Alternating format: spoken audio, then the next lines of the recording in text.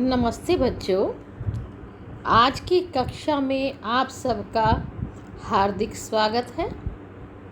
आज हम पढ़ते हैं कक्षा 12वीं की पूरक पुस्तक वितान भाग 2 में से सिल्वर वेडिंग, जिसे लिखा है मनोहर श्याम जोशी ने। सिल्वर वेडिंग जैसा कि नाम से ही विदित है, नाम से ही हम जान लेते हैं कि सिल्वर वेडिंग आपने भी सुना होगा इसका नाम, कि जिसके शादी को 25 साल हो जाते हैं तो उसमें उसके उपलक्ष्य में एक समारोह का आयोजन किया जाता है जिसे कहा जाता है सिल्वर वेडिंग। पहले हम देखते हैं लेखक का परिचय मनोहर श्याम जोशी का। इनका जन्म 1935 ईस्वी में कुमाऊं में हुआ। लखनऊ विश्वविद्यालय से ये विज्ञान से स्नातक थे, यानी कि इन्होंने साइंस से डिग्री प्राप्त की। दिनमान पत्रिका में सहायक संपादक और साप्ताहिक हिंदुस्तान में संपादक के रूप में काम किया। 1984 ईस्वी में भारतीय दूरदर्शन के प्रथम धारावाहिक हम लोग के लिए पटकथा लेखन शुरू किया। ये हिंदी के प्रसिद्ध पत्रकार और टेलीविज़न के धारावाहिक लेखक थे। लेखन के लिए इन्हें सन 2050 में साहित्य अकादमी पुरस्कार से भी सम्मानित किया गया। सन 2006 में इनकी दिल्ली में मृत्यु हो गई। तो बेटा, जो ये कहानी है सिल्वर वेडिंग मनोहर श्याम जोशी द्वारा लिखी गई, इस कहानी को मनोहर श्याम जोशी, जो कि प्रसिद्ध पत्रकार, टेलीविज़न धारावाहिक के लेखक हैं, उन्होंने रचा है। उनकी अन्य जो रचनाएं हैं, हम लोग, बुनियाद, मुंगेरी लाल के हसीन सपने जैसे प्रसिद्ध टेलीविज़न धारावाहिक हैं। दिनमान पत्रिका में सहायक संपादक और साप्ताहिक हिंदुस्तान में संपादक के रूप में इन्होंने कार्य किया। इनकी प्रसिद्ध कहानी संग्रह ये हैं: कुरु कुरु स्वाहा, कसब, हमजाद। व्यंग्य संग्रह में इन्होंने एक दुर्लभ व्यक्तित्व, कैसे किस्सा गो, नेताजी कहिन। तो वहीं संस्मरण संग्रह में इन्होंने लिखा लखनऊ मेरा लखनऊ, पश्चिमी जर्मनी पर एक उड़ती नज़र। आपकी इन मनोहर श्याम जोशी की प्रसिद्ध रचनाएं हैं। साहित्य अकादमी पुरस्कार से इन्हें सम्मानित किया गया था। मनोहर श्याम जोशी जी की लंबी कहानी सिल्वर वेडिंग पीढ़ी के अंतराल के द्वंद्व को उभारती है। पीढ़ी का अंतराल, पीढ़ी का यानी कि एक पीढ़ी जब बड़ी हो जाती है और अगली नई पीढ़ी आती है तो उनमें आपस में उनके विचारों में टकराव होता है। ये मुख्य कहानी उस पे है। रचनाएं प्रमुख मैं आपको इनकी बता चुकी हूँ। इसके बाद हम चलते हैं कहानी की ओर, सिल्वर वेडिंग। तो बच्चों, ये एक बहुत लंबी कहानी है जिसे आपको अपनी पुस्तक वितान भाग 2 में से पढ़ना पड़ेगा। इस वीडियो के अंतर्गत मैं आपको इसकी मुख्य विशेषताएं, यानी कि जो मेन पॉइंट्स हैं, उस पर प्रकाश डालने जा रही हूँ। सिल्वर वेडिंग, जो इसके मुख्य पात्र हैं, मैं पहले आपको इसके मुख्य पात्र बता देती हूँ। यशोधर पंत, जिनको शॉर्ट में वाईडी भी कहा जाता है, वाईडी पंत भी कहा जाता है। इनके एक आदर्श गुरु हुए हैं किशनदा, और इनके 3 पुत्र और 1 पुत्री हैं। मुख्य पात्र हैं वो भी, और इनकी पत्नी। तो जो दृश्य शुरू होता है इनका, दफ्तर में सेक्शन ऑफिसर के पद पर है यशोधर पंत। तो दफ्तर में सेक्शन अफसर यशोधर पंत ने जब अपनी आखिरी फाइल का काम पूरा किया तो दफ्तर की घड़ी में 5:25 हुए थे, और वे अपनी घड़ी सुबह शाम रेडियो समाचारों से मिलाते हैं, इसलिए वे दफ्तर की घड़ी को सुस्त बताते हैं। इनके कारण अधीनस्थ मीन्स जो उनके जूनियर काम करने वाले हैं उनको भी 5 बजे के बाद रुकना पड़ता है। वापसी के समय वे किशनदा की उस परंपरा का निर्वाह करते हैं जिसमें जूनियर के साथ हल्का मजाक किया जाता है। यानी कि किशनदा को ये आदर्श मानते थे, इसलिए उन्होंने जैसा इन्हें सिखाया वैसा ही ये जूनियर के साथ हल्का मजाक भी करते हैं। अब दफ्तर में नए असिस्टेंट चड्ढा चौड़ी मोरी वाली पतलून और ऊंची एड़ी वाले जूते पहनते हैं। तो पंत जी को यानी कि यशोधर पंत को ये समहाउ इम्प्रॉपर लगती है। इस पाठ में 2 तकिया कलाम जुमले आए हैं, सम हाउ इम्प्रॉपर और जो हुआ होगा सो होगा।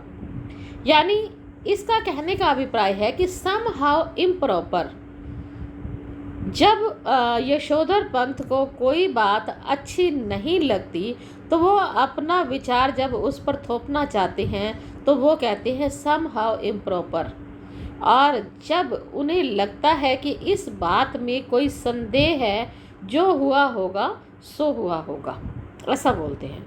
उसने थोड़ी बदतमीजी पूर्ण व्यवहार करते हुए, किसने? असिस्टेंट चड्ढा ने पंत जी की चूनेदानी का हाल पूछा। पंत जी ने उसे जवाब दे दिया। फिर चड्ढा ने पंत जी की कलाई थाम ली और कहा कि यह तो घड़ी बहुत पुरानी है। यानी कि उन्होंने जो कलाई पर घड़ी बांधी हुई थी उसके बारे में मजाक किया था।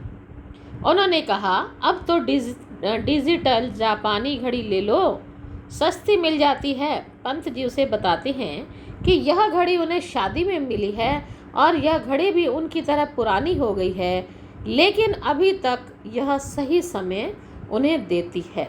यानी कि अपनी शादी की बात कहते हुए वो थोड़ा शर्मा भी जाते हैं। जैसे ही शादी की बात आती है तो इस तरह जवाब देने के बाद एक हाथ बढ़ाने की परंपरा पंत जी ने अल्मोड़ा के रेमजे स्कूल से सीखी थी।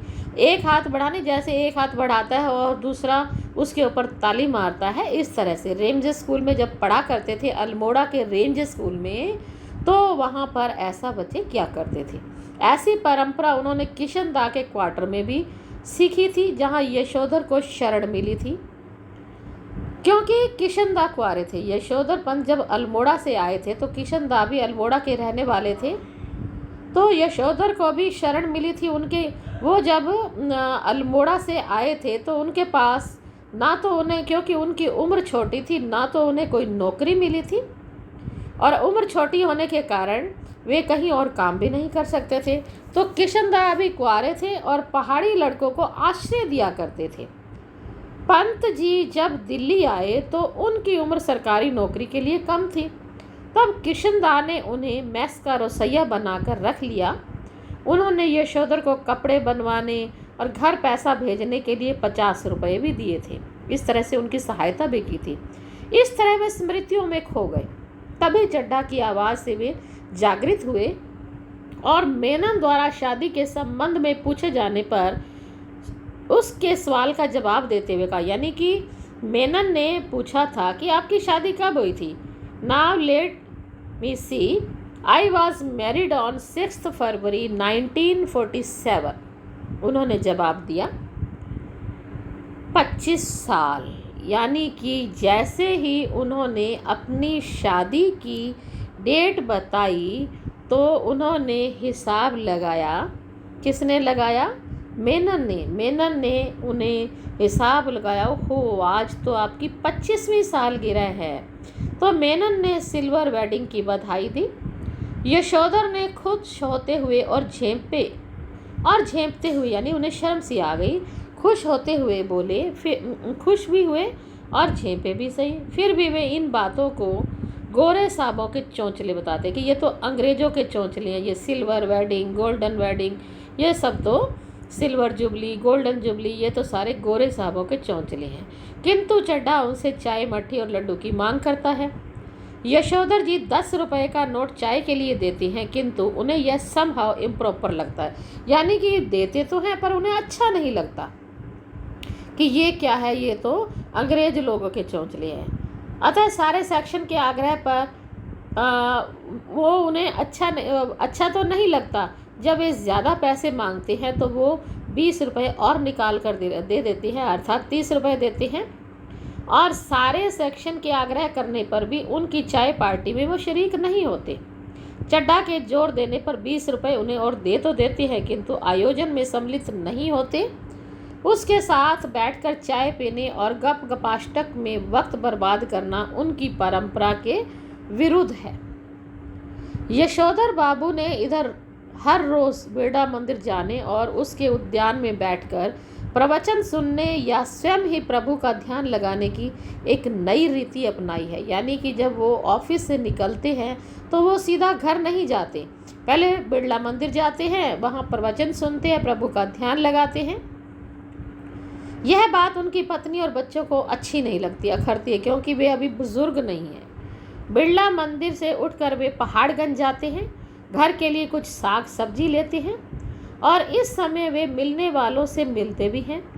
घर पर 8 बजे से पहले वो नहीं पहुंचते, 8 बजे के बाद ही वो घर जाते हैं। ठीक है, तो आज यशोधर जब बिरला मंदिर जा रहे थे तो उनकी नज़र किशनदा के 3 बेडरूम वाले क्वार्टर पर पड़ी। किशनदा का जो 3 बेडरूम वाला क्वार्टर जो उन्हें सरकारी मिला हुआ था, लेकिन बाद में क्या हुआ था कि जब वो रिटायर हो गए थे तो अपने गांव चले गए। अब उस क्वार्टर पर पड़ी जो किशनदा छोड़ कर गए थे। अब वहाँ 6 मंजिला मकान बन रहा है। उन्हें बहुमंजिली इमारतें अच्छी नहीं लग रही थी। यही कारण है कि उन्हें उनके पद के अनुकूल एंड्रयूगंज लक्ष्मीबाई नगर पर D2 टाइप अच्छे क्वार्टर मिलने का ऑफ़र भी स्वीकार नहीं किया, क्योंकि उनका पद अच्छा था, उनकी पोस्ट अच्छी थी, वो बड़े बाबू थे, उन्हें मिल सकता था, लेकिन उन्होंने स्वीकार नहीं किया और वे यहीं बसे रहना चाहते हैं। जब उनका क्वार्टर टूटने लगा, जो सरकारी क्वार्टर मिला हुआ था वो टूटने लगा, तब उन्होंने शेष क्वार्टर में से एक अपने नाम अलॉट करवा लिया। यानी कि जब वहाँ पर टूटकर दूसरे नए क्वार्टर बनाने लगे तो जो बचे हुए छोटे क्वार्टर थे उन्हीं में से अपने नाम अलॉट करवा लिया, क्योंकि वे किशनदा की स्मृति के लिए यहीं रहना चाहते। शुरू से ही वो किशनदा के पास रहे थे, उसी एरिया में रहे थे, इसलिए वो उसे छोड़कर नहीं जाना चाहते थे। पिछले कई वर्षों से यशोधर बाबू का अपनी पत्नी और बच्चों से छोटी छोटी बात पर मतभेद होने लगा है। इस वजह से उन्हें घर जल्दी जाना अच्छा नहीं लगता। वे घर जल्दी जाना वो अच्छा नहीं लगता था, क्योंकि घर जाते ही उन्हें या तो बच्चों से बहस करनी पड़ती थी या फिर अपनी पत्नी से बहस करनी पड़ती थी। उनका बड़ा लड़का भूषण एक प्रमुख विज्ञापन संस्था में नौकरी पर लग गया। यशोधर बाबू को यह भी समहाउ इम्प्रॉपर लगता था, क्योंकि उसे लगता था कि बिना किसी सिफारिश के इतनी बड़ी संस्था ने इसे नौकरी पर कैसे रख लिया। यह कंपनी शुरू में ही 1500 रुपये प्रति माह वेतन देती है। उन्हें ज़रूर इसमें कुछ गड़बड़ लगती है। उनका दूसरा बेटा IAS की तैयारी कर रहा था। उसकी अलाइड सर्विसेज में ना जाना भी उसकी अलाइड सर्विसेज में उसको सर्विस मिली, वो क्योंकि वो IAS ही बनना चाहता था, इसलिए उसने वो नौकरी स्वीकार नहीं की। तो ये बात भी यशोधर पंत को अच्छी नहीं लगी। उनका तीसरा बेटा स्कॉलरशिप लेकर अमेरिका चला गया। अब उनकी एक मात्र बेटी शादी से इनकार करती है और साथ ही साथ वह डॉक्टरी की उच्चतम शिक्षा के लिए अमेरिका जाने की धमकी भी देती है। वे अब और उसके लिए जो भी रिश्ता आता है वो उसे ठुकरा देती है।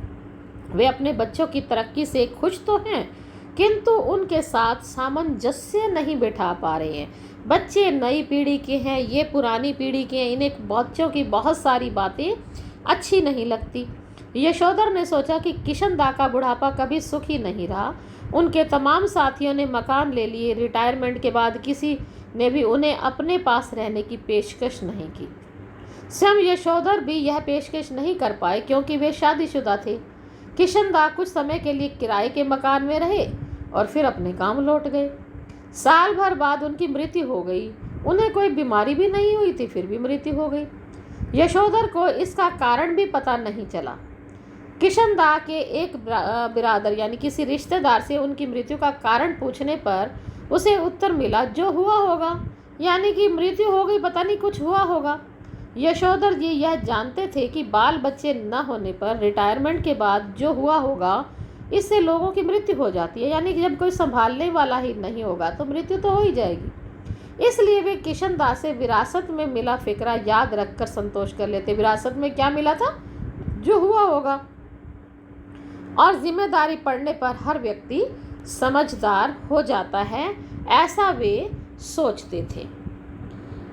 यशोधर बाबू मन ही मन ये स्वीकार कर लेते थे कि दुनिया में उनके बीवी बच्चे अधिक सुलझे हुए हैं, किंतु वे अपने सिद्धांत नहीं छोड़ सकते, अपनी परंपराओं को नहीं छोड़ सकते। समझते तो हैं कि बच्चे आज की दुनिया के साथ चल रहे हैं, वे मकान भी नहीं लेंगे। किशनदा कहते थे कि मूर्ख लोग मकान बनाते हैं, सियाने उनमें रहते हैं। रिटायरमेंट होने पर गांव के पुश्तैनी घर में चले जाओ। वे इस बात को आज भी सही मानते हैं। किसकी? किशनदा की बात को। उन्हें पता है कि गांव का पुश्तैनी मकान टूट फूट चुका है तथा उस पर अनेक लोगों का हक है। फिर भी उन्हें लगता है कि रिटायरमेंट से पहले कोई लड़का सरकारी नौकरी में आ जाएगा और क्वार्टर उनके पास रहेगा।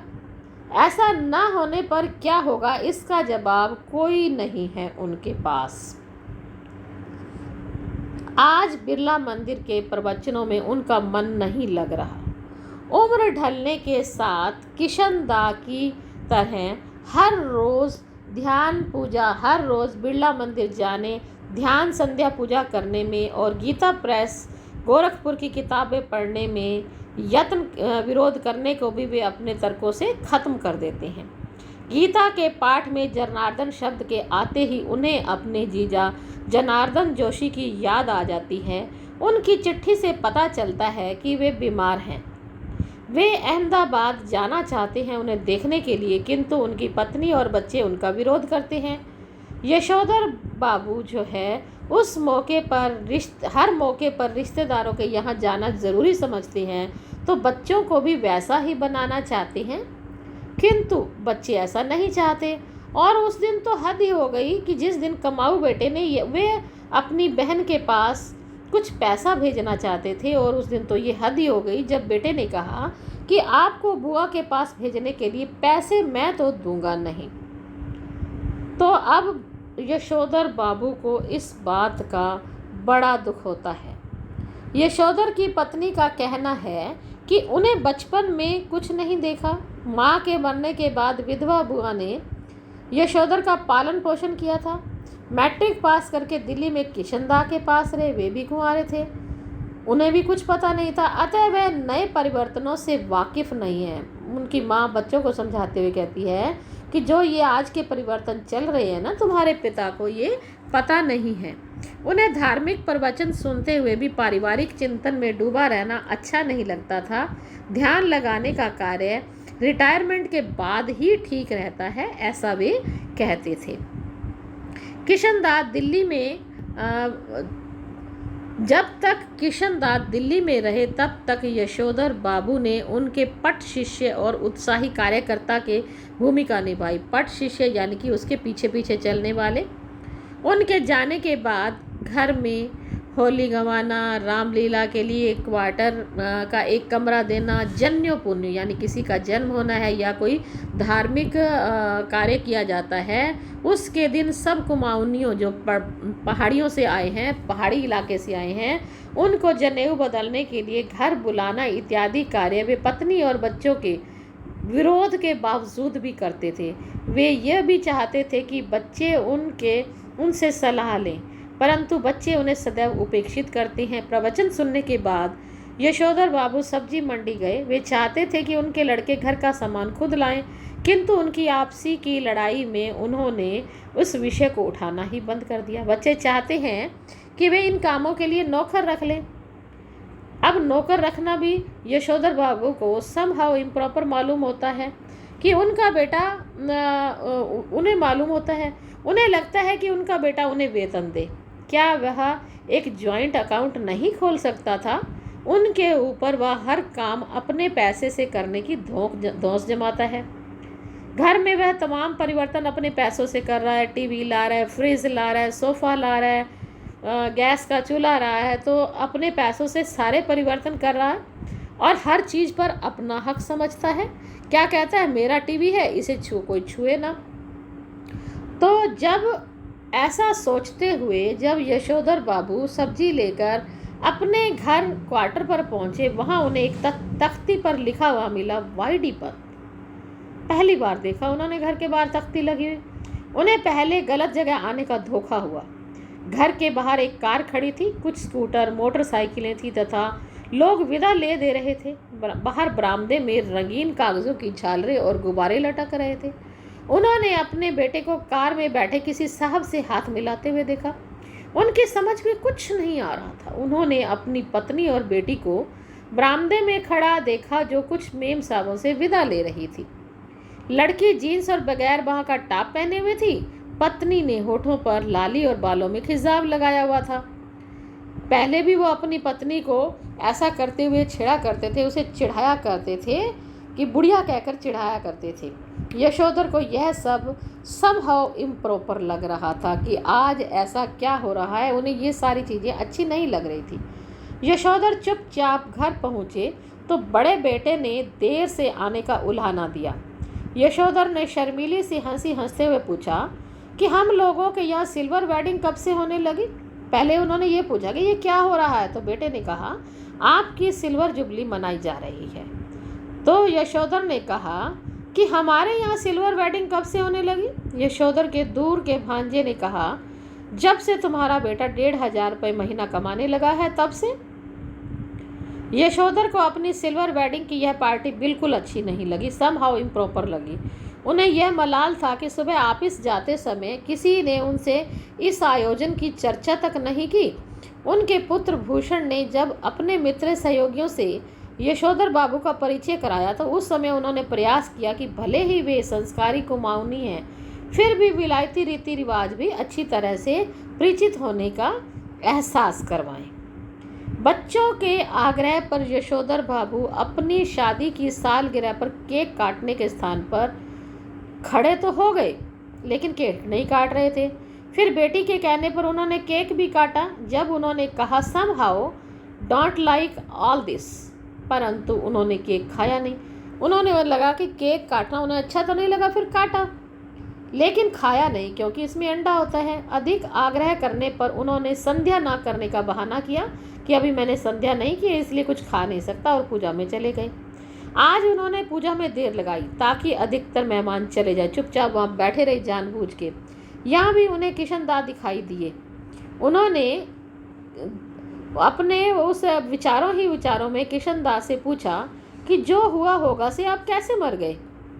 किशनदा कह रहे हैं उसी के विचारों में, भाऊ सभी जन इसी जो हुआ होगा से ही मरते हैं, चाहे वह गृहस्थ हो, चाहे ब्रह्मचारी हो, अमीर हो, गरीब हो, शुरू और आखिर में सब अकेले ही होते हैं, अर्थात कोई नहीं होता उनका साथ देने वाला। यशोधर बाबू को लगता है कि किशनदा आज भी उनका मार्गदर्शन करने में सक्षम है और यह बताने में भी कि मेरे बीवी बच्चे जो कुछ भी कर रहे हैं उनके विषय में मेरा रवैया क्या होना चाहिए, यानी वो उसे आज भी अपना आदर्श मानते हैं। यशोधर बाबू आज भी उन्हें आदर्श मानते हैं और पूजा में बैठे बैठे किशनदा के बारे में और उनके विचारों में सोचते रहती हैं।